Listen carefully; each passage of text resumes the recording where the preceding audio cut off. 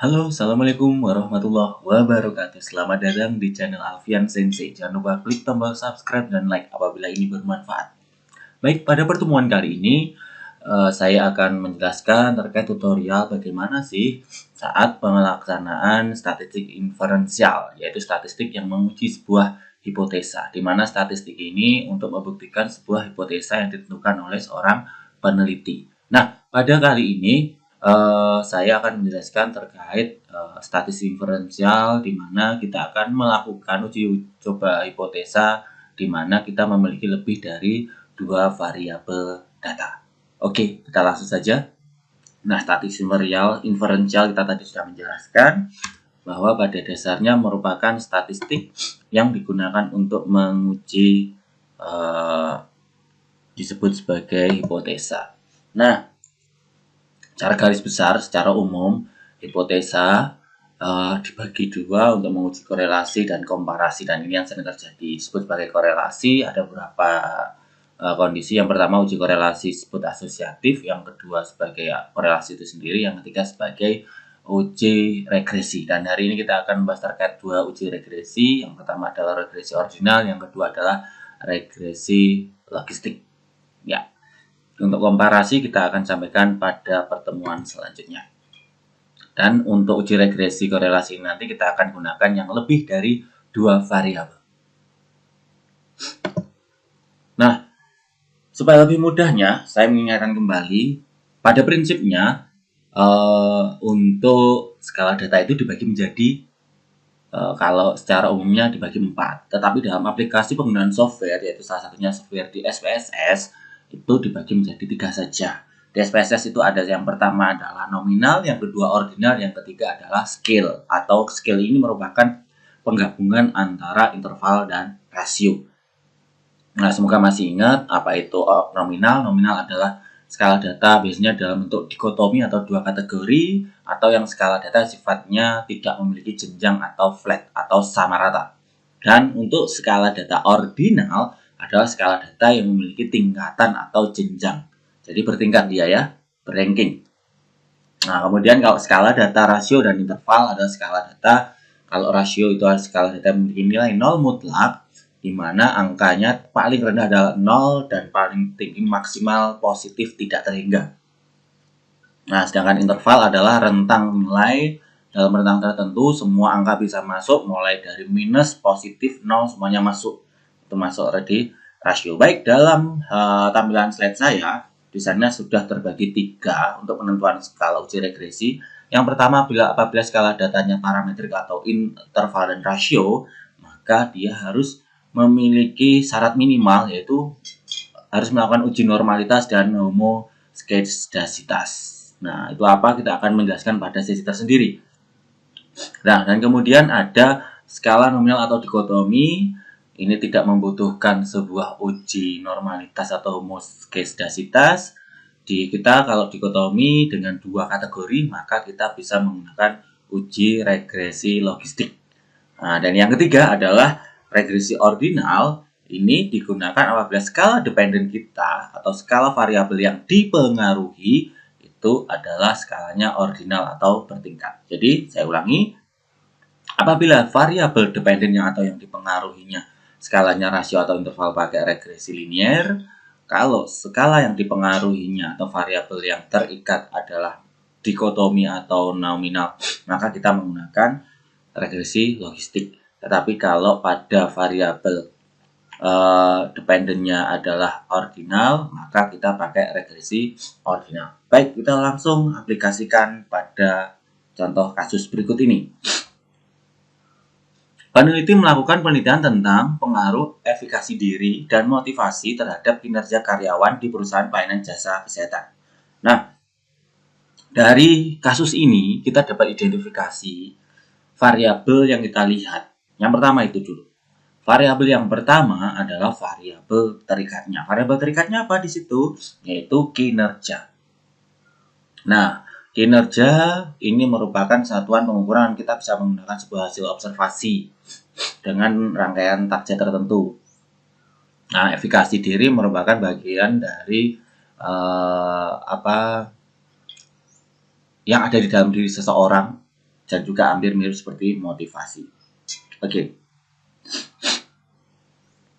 Kita akan uji cobakan langsung. Saya akan membuka file Excel supaya mudah. Ya, saya akan mengcopy dulu file dari kasus tadi.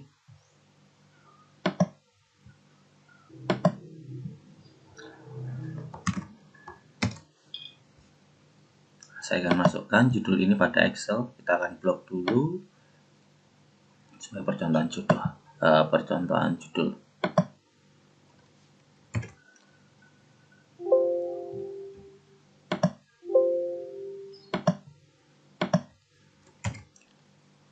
Sebentar, dia nggak mau di copy.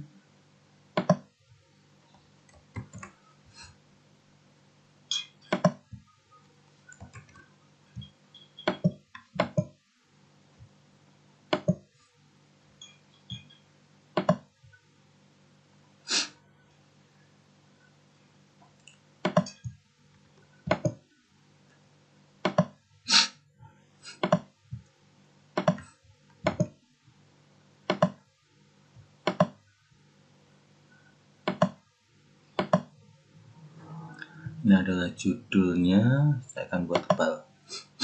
Nah, judulnya ini kita akan identifikasi yang pertama variabel-variabelnya ya. Saya akan buat di sini ya. Misal saya punya nomor responden, kemudian variabel yang pertama adalah efikasi diri, yang kedua adalah motivasi, arahnya kerja, di sini adalah kinerja. Nah, kemudian saudara sekalian, kita kembali lagi mencari konsep dasar. Nah, misal dari motivasi ini dibuat, ataupun pertama kita verifikasi dulu, kita buat catatan verifikasi diri dikategorikan 1 apabila rendah, 2 apabila sedang, 3 apabila baik. Nah, ini efikasi diri. Dan motivasi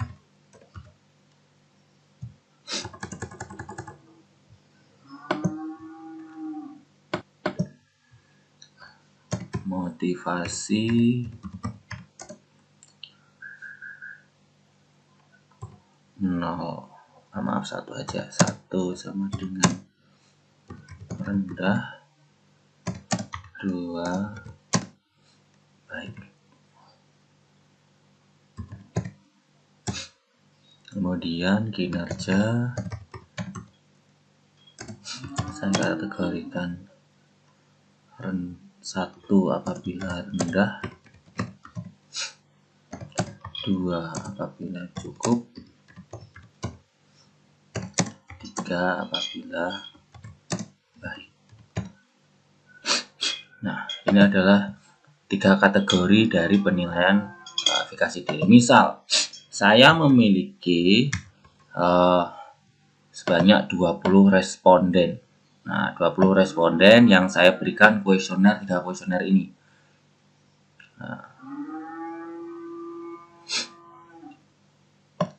Nah, 20 responden saya berikan kuesioner. Nah, untuk efikasi diri, karena di situ kategorinya adalah 1, 2, 3, ya angkanya yang masuk hanya 1, 2, dan 3. Kita masukkan ya.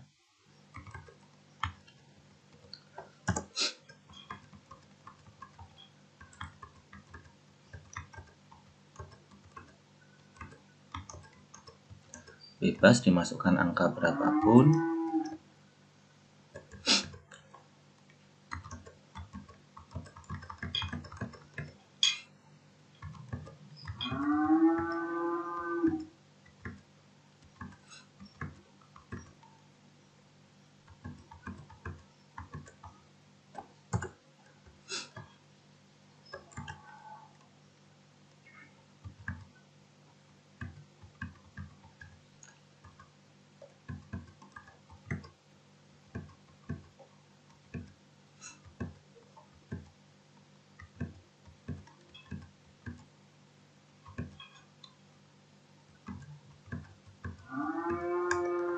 Oke, misal sudah seperti ini saudara sekalian. Ini adalah data kalau sudah dalam bentuk terkategori. Nah, bisa juga contoh saudara sekalian berawal masih kuesioner, per kuesioner ada sekian soal, nanti akan saya contohkan untuk regresi linearnya. Oke, dalam video yang lain. Baik, kemudian setelah ini kita masuk ke SPSS. Saya akan masuk ke SPSS dulu.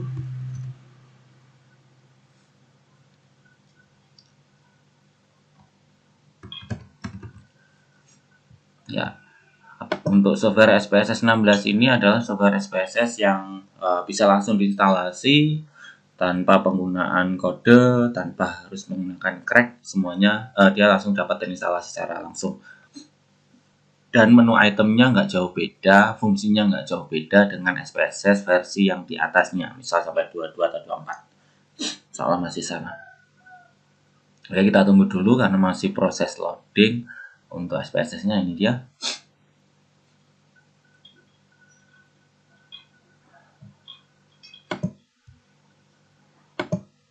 Nah, ini adalah tampilannya. Jadi ini kalau keluar seperti ini kita cancel saja. Nah, ini adalah tampilan toolbar yang ada di software SPSS. Sehingga ada dua sheet. Sheet pertama adalah data view. Sheet yang kedua adalah variable view seperti sebelumnya. Oke, variable view kita akan membuat variabelnya dulu sesuai dengan nama yang ada di Excel. Sehingga daripada nulis capek-capek, saya akan langsung copy paste aja.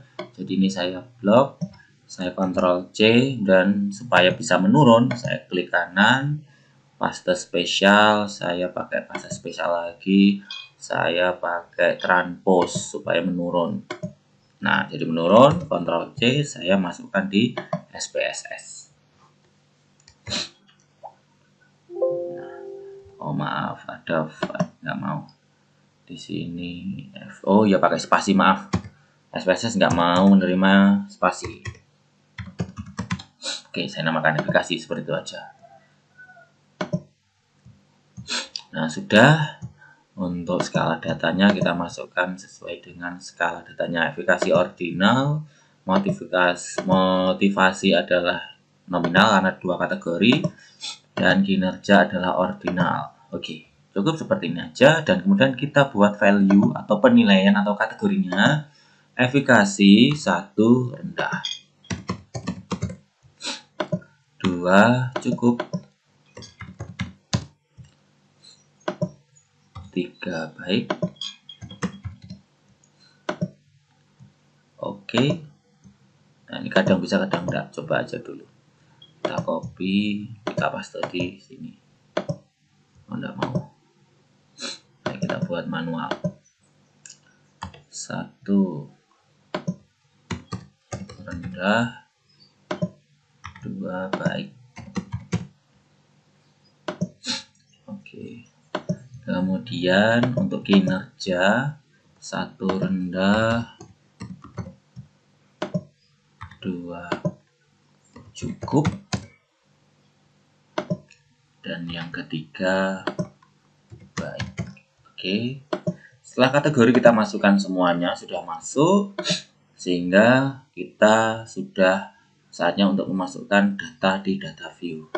Nah, data view ini kita tinggal copy paste saja yang dari Excel tadi.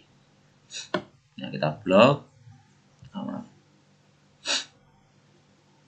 Ini semua data yang kita punya, kita copy atau Ctrl C.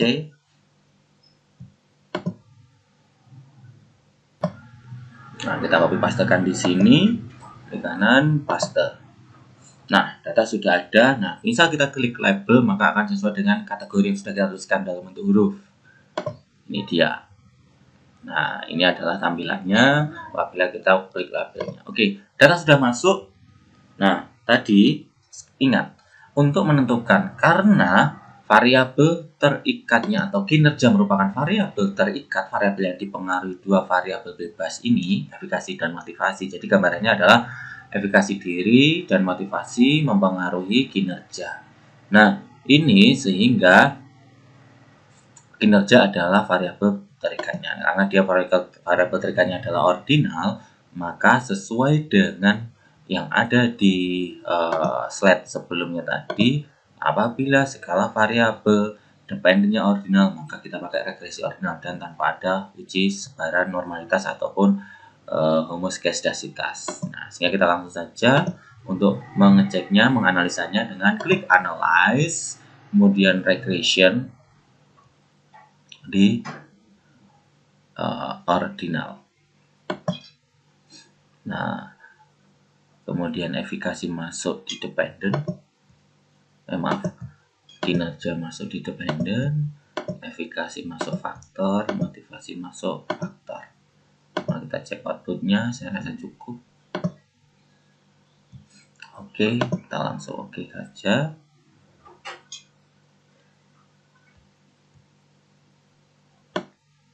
Ya, ini adalah hasilnya. Memang beberapa kondisi bisa aja dalam bentuk seperti ini. Yang penting data selama masih keluar kita akan baca. Nah, ini adalah datanya. Yang pertama ini adalah case processing summary atau ringkasan data kita, ya. Kemudian ada model fitting information untuk mengecek apakah di sini yang kita lihat pada point sig-nya ini, apabila ini nanti tidak nilai signifikansinya di bawah 0,05, maka variabel independen dia berubah dan ikut dipengaruhi oleh variabel independen. Kemudian goodness of fit, nah semakin tinggi nilai signifikansinya apabila sampai 1, berarti data Anda dikatakan fit atau model regresinya sudah tepat. Kemudian kalau di pseudo R-square, nah supaya lebih jelas kita akan masukkan di Word. Saya akan kopikan semuanya supaya bisa saya zoom.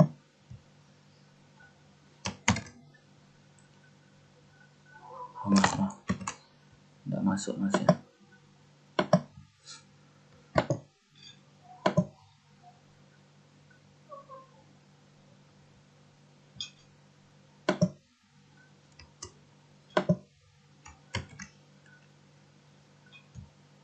Ini adalah hasil output yang kita punya.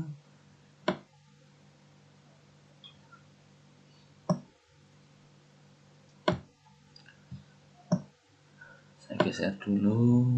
Ya, ini adalah statistik deskriptifnya, kinerja totalnya yang paling banyak adalah baik, efikasi yang paling banyak adalah baik, motivasi paling banyak adalah juga baik. Nah, dari model ini kita bisa mengetahui bahwa kalau di intercept only ini ternyata pada bagian model fitting kita mengetahui bahwa saat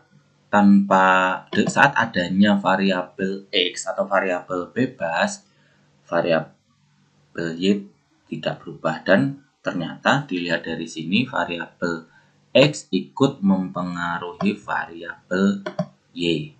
Oke, kemudian pada model fitting information ini, good of fits data dikatakan fit apabila nilai signifikansinya lebih besar dari 0,5. Jadi di sini kurang maaf.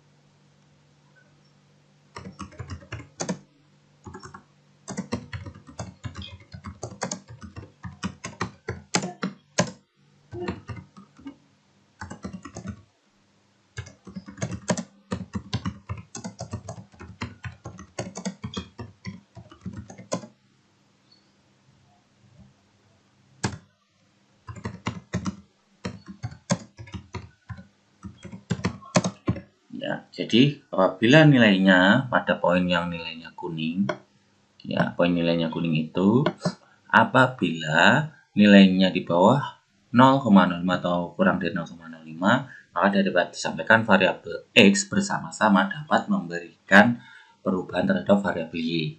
Nah, kemudian yang bawahnya pada poin tabel good of fit data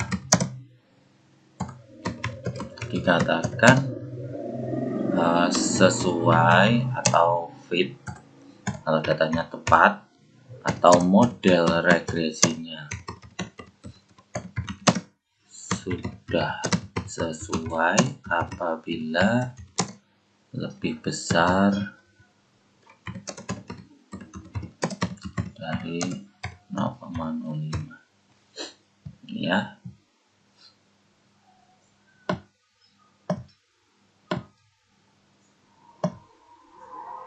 Oke. Dan di sini pada pseudo R square ini yang dibaca cukup satu saja, yaitu pada poin ini.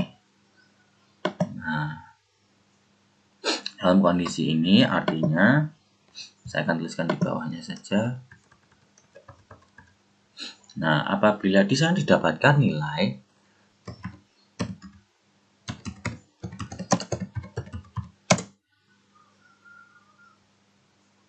(0,964) sehingga dikali 100% sama dengan nilainya adalah 96,4% variabel X mempengaruhi variabel Y. Jadi kita dapat memprediksi berapa sih besaran pengaruhnya dari variabel X terhadap Y dilihat dari nilai pseudo R square. Jadi variabel X yang jumlahnya 2 yaitu motivasi dan juga efikasi diri memberikan pengaruh terhadap variabel Y yaitu kinerja sebesar 96,4%. Oke. Nah, pada parameter estimate pada tabel bawahnya ini secara apa namanya masing-masing atau secara individu memberikan dampaknya. Besaran dampaknya kita bisa lihat mungkin kalau nilai signifikansinya di sini besar semua, tapi ini memang pada dasarnya sudah signifikan. Nah, ini minimal adalah nilai signifikansi yang dikeluarkan.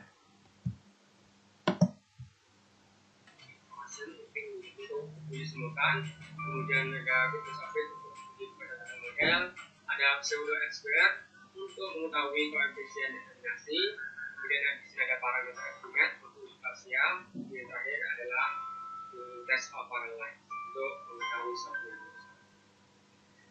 Lalu interpretasinya bagaimana? Kita akan beralih dan kita akan melakukan interpretasi terhadap output yang dihasilkan. Sekarang kita masuk ke bagian keempat, yaitu aspek dasar. Tadi kita sudah menghasilkan output. Yang pertama ada output uji parallel line. Interpretasinya adalah berdasarkan dari hasil uji parallel line menunjukkan bahwa nilai Q square sebesar 1,649 dan p-value sebesar 0,8. Maka keputusan yang diambil adalah gagal tolak karena nilai p-value lebih dari alpha. Dan dengan demikian, pada tingkat kepercayaan 95% dapat dikatakan bahwa koefisien slope sama untuk semua variabel resiko. Ini memenuhi asumsi yang dibutuhkan melakukan model kunci.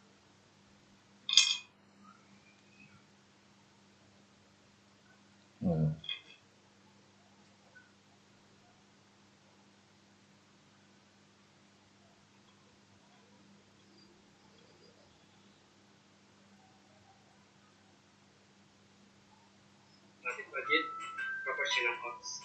Kemudian berikutnya ada uji simultan.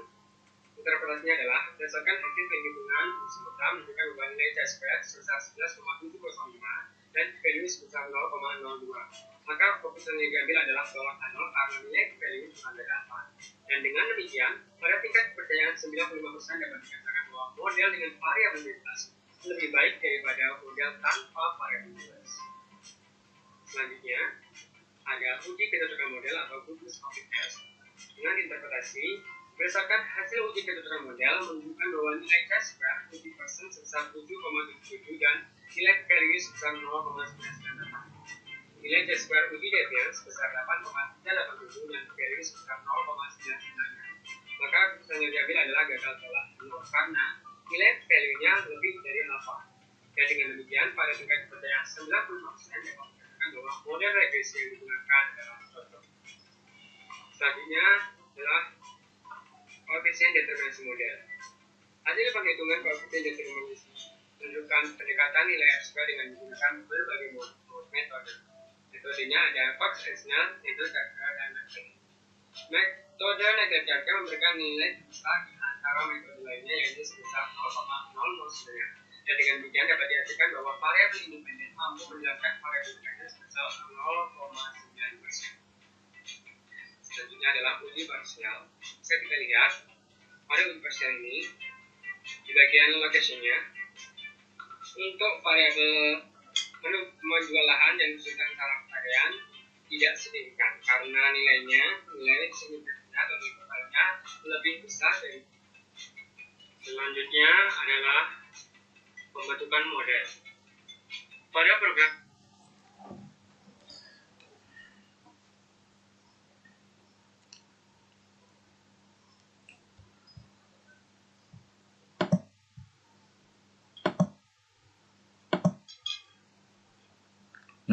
Jadi dari hasil uji yang pada parameter estimate ini adalah untuk uji parsialnya, sehingga kita melihat efikasi diri itu memberikan dampak secara langsung enggak sih kalau dia berdiri sendiri. Kemudian efikasi, nah ini dilihat dari nilai ini, apabila ini lebih kecil dari 0,0 berarti dia signifikan secara sendiri-sendiri. Nah ini tidak ada, sehingga tidak masalah. Yang terpenting adalah dari hasil hipotesa yang mulai dari atas, satu sudah diketahui model regresinya sudah sesuai dan variabel X dapat memberikan modelnya, variabel X dapat mempengaruhi atau modelnya dari X ini dapat mempengaruhi Y. Kemudian kesesuaian model regresi sudah tepat dan besaran pengaruhnya sebesar 96,4%. Ini aja sudah cukup untuk regresi logistik. Nah, kemudian ini adalah contoh yang pertama. Nah, contoh yang kedua kita akan menguji cobakan terkait uji regresi logistik. Nah, ini tadi regresi ordinal. Nah, saya akan membuat contoh lagi di sini saudara sekalian. Nah, mungkin sedikit tapi cuma saya modifikasi. Ini adalah judul yang mungkin tetap sama, cuma variabel bebasnya yang saya ubah. Nah, variabel terikatnya yang saya rubah. Oke, awalnya sini kinerja saya rubah menjadi kepercayaan diri atau self confident.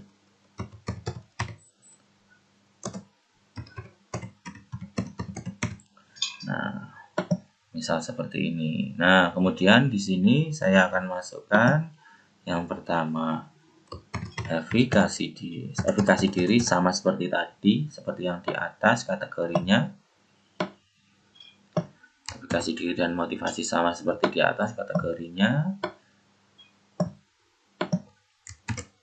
Kemudian kalau self confident,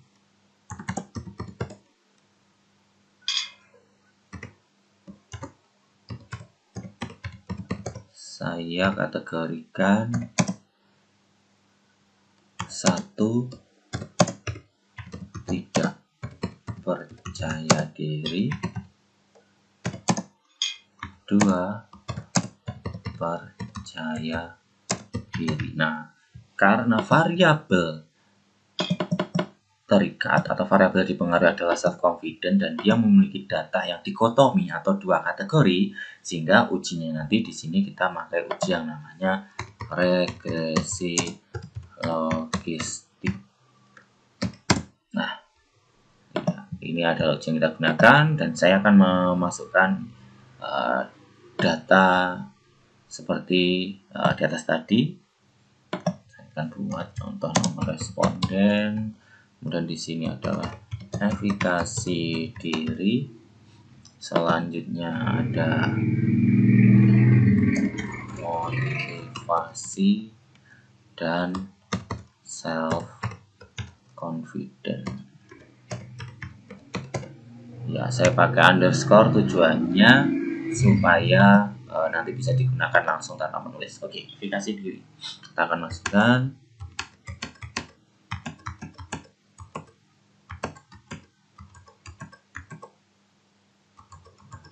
Oh iya, saya akan buat 20 responden sama seperti tadi.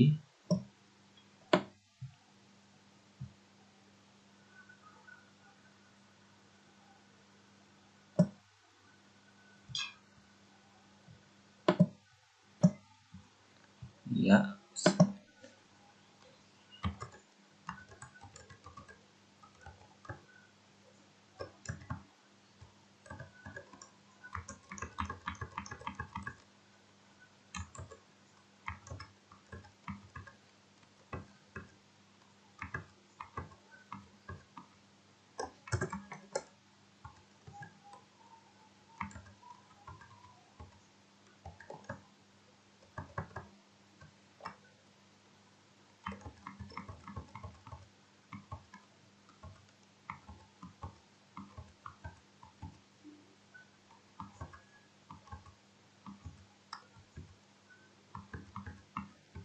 Nah, oke, data sudah seperti ini.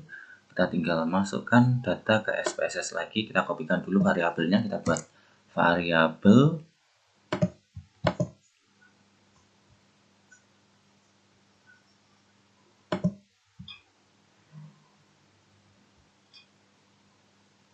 kita pakai transpose. Nah, kita copy, kita masukkan di SPSS kembali. Pada variabel view kita tinggal pastekan saja. Oke, ada yang sama sehingga tidak mau. Saya tulis motivasi 2. Oke. Nah, setelah ini saya akan buat kategorinya seperti tadi. 1 rendah, 2 cukup, 3 baik.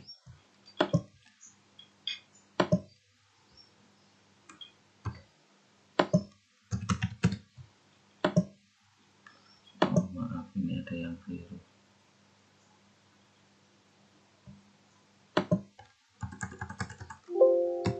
Cukup.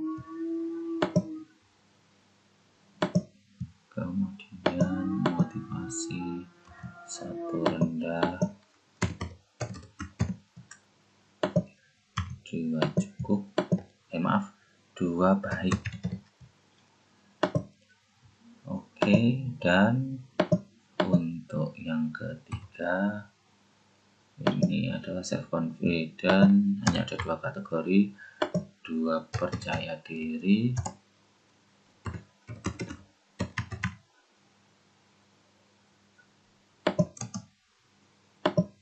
1 tidak percaya diri. Oke, jangan lupa ini masuk di ordinal, ini masuk di nominal, ini juga masuk di nominal. Oke, nah ini nggak berpengaruh terlalu signifikan terhadap hasil analisis data, tapi paling nggak kita tahu oh ini skala datanya ini, sehingga kita bisa menentukan ujinya. Perlu diingat, sehingga self confident adalah skala data variabel dengan variabel terikat, di mana dia 2 kategori, maka dia masuk data nominal, sehingga kita bisa menggunakan uji regresi logistik. Ya, kita tinggal copy paste data dari Excel yang sudah kita bentuk tadi. Kita tinggal Ctrl C atau copy, kemudian kita pastekan di SPSS-nya. Oke, ini kalau labelnya saya klik maka akan muncul seperti ini. Oke, kita tinggal lakukan seperti tadi, analyze, kemudian regression, kemudian binary logistik.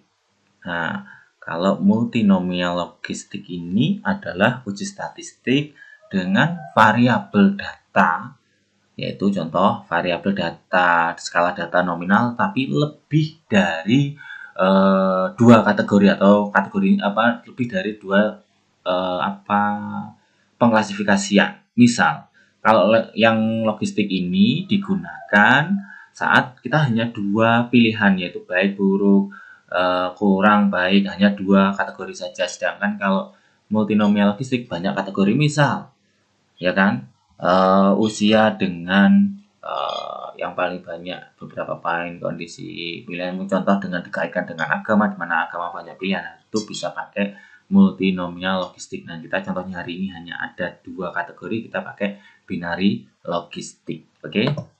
Nah, jadi kita masukkan self confident di dependent, efikasi diri di covariat, dan motivasi 2 di covariat.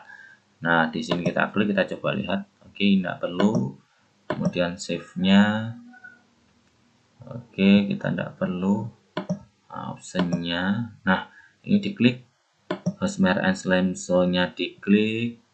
Correlation estimate-nya diklik. Ininya diklik. CI4XP-nya.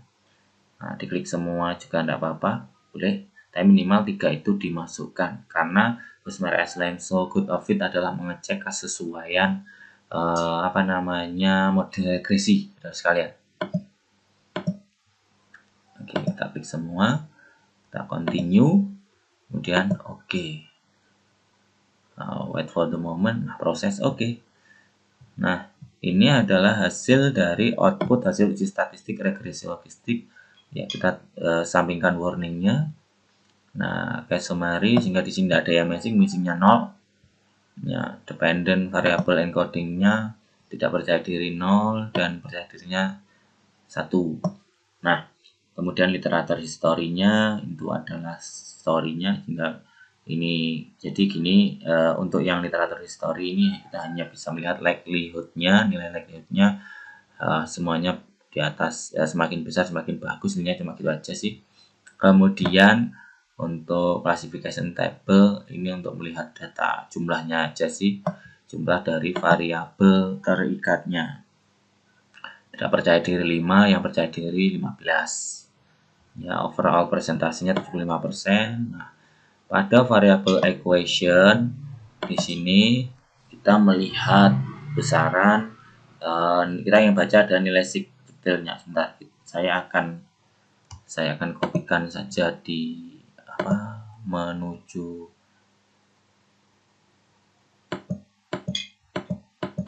SPSS di Word saja supaya kita bisa ngetik, bisa baca.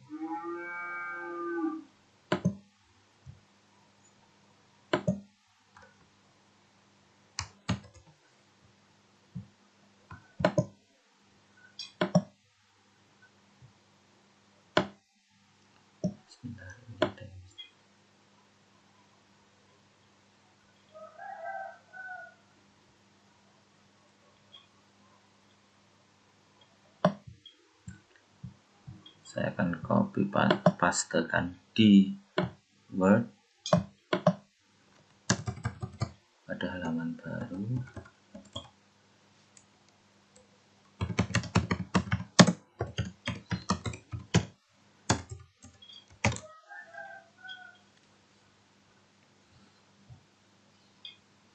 Sehingga ini harus merahkan. Oh, maaf, yang tercopy paste hanya 1. Maaf, saya ulangi lagi buat copy file datanya. Saya akan masukkan saja semua. Ternyata tidak mau.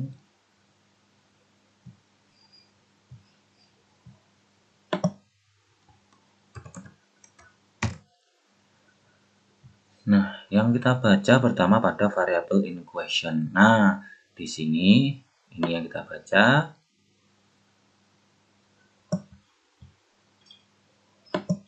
Pada variable in equation di sini untuk melihat dengan ada atau tidak adanya variabel X, variabel Y ikut terpengaruh enggak sih? Nah, dan kesimpulannya dari nilai signifikannya 0,03 di mana lebih rendah atau lebih kecil dari alfa atau 0,05. Bentar, saya insertkan simbol dari alfa atau 0,05 sehingga kesimpulannya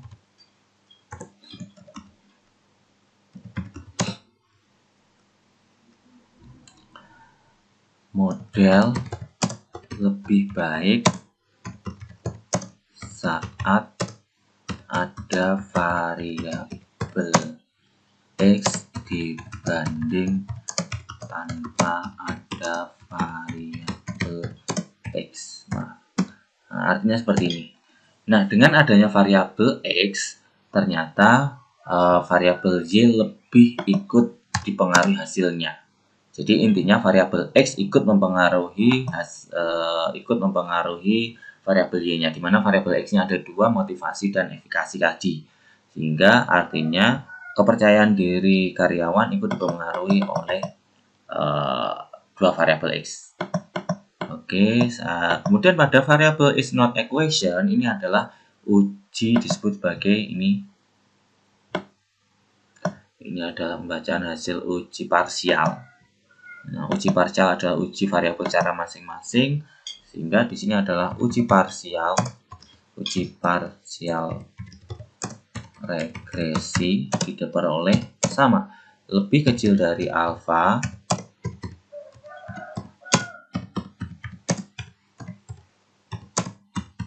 artinya variabel tersebut signifikan mempengaruhi variabel Y atau tarikan.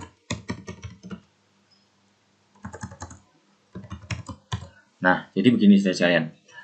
Dari dua kondisi verifikasi diri dan motivasi ini, di mana nilai signifikansi atau nilai P-nya lebih rendah dari 0,05, sehingga artinya dua variabel ini signifikan mempengaruhi variabel Y. Artinya ada pengaruh terhadap variabel Y. Nah, saya lanjutkan pada tabel berikutnya. Oh, ini sudah oke, Husmer and... Nah, ini dia juga, ini penting. Pada tabel Husmer and Lepso test, ya, apabila nilainya signifikannya titiknya artinya 0,000, artinya memang model regresinya sesuai atau baik. Ya, ini adalah tingkat model regresinya sudah sesuai, sehingga ini di Lepso and Husmer and Lepso-nya ini dibaca. Dan untuk mengetahui berapa besar pengaruh variabel X terhadap Y, dilihat pada ini, pada model summary, di mana hasilnya adalah 0,675 dikali 100% sama dengan 67,5% variabel X memberikan pengaruh kepada variabel Y. Nah, itu adalah bagaimana cara pembacaan uji regresi logistik. Yang pertama tadi, otomatis ini saya mulai dari atas ya. Yang mulai dari atas, ini tidak usah dibaca, langsung dibaca adalah nilai dari model summary dan Husmer and Lepso-nya untuk mengetahui model regresinya sudah tepat atau belum. Kemudian mengetahui seberapa besar variabel X mempengaruhi variabel Y melalui nilai R-square-nya model summary di kolom model summary. Kemudian untuk mengetahui apakah model yang digunakan pun juga variabel X itu memberikan pengaruh secara langsung atau tidak pada variabel equation. Di sini dilihat nilai sig-nya dan melihat variabel uji parsial masing-masing secara sendiri-sendiri, apakah kalau sendiri efikasi juga mempengaruhi dan motivasi kalau sendiri juga mempengaruhi di variabel not equation. Baik, demikian untuk materi terkait regresi ordinal dan regresi logistik. Semoga bermanfaat. Wassalamualaikum warahmatullahi wabarakatuh. Jangan lupa klik subscribe and like apabila ini bermanfaat. Sampai ketemu.